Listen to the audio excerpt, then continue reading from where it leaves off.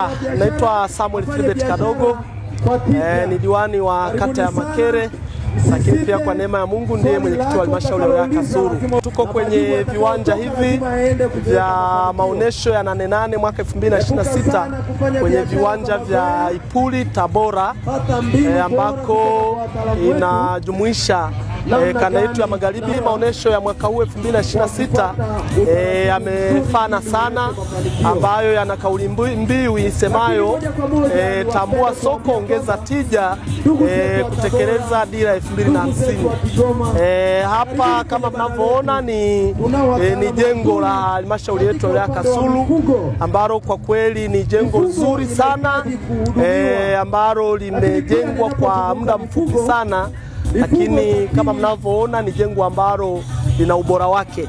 Lakini humu ndani kama mnavyofahamu, sisi halmashauri ya Kasulu tumekuja na bidhaa mbalimbali, kuja na bidhaa za mazao ya muhogo, maharage, lakini pia tuna mjasiriamali wetu ambaye ameweza kutengeneza waini kutokana na ndizi ambayo inaitwa waini banana.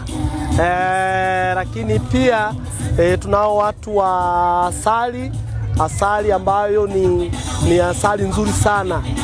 Lakini pia tunaye mjasiriamali ambaye ana uwezo wa kutengeneza mbolea kutokana na nywele za binadamu, ambapo tumekuwa tukifahamu kwamba pengine nywele za binadamu baada ya kunyolewa kwamba hazifai kwa shughuli yoyote. Tunaye mtaalamu ambaye ana uwezo wa kutengeneza mbolea kupitia nywele hizo.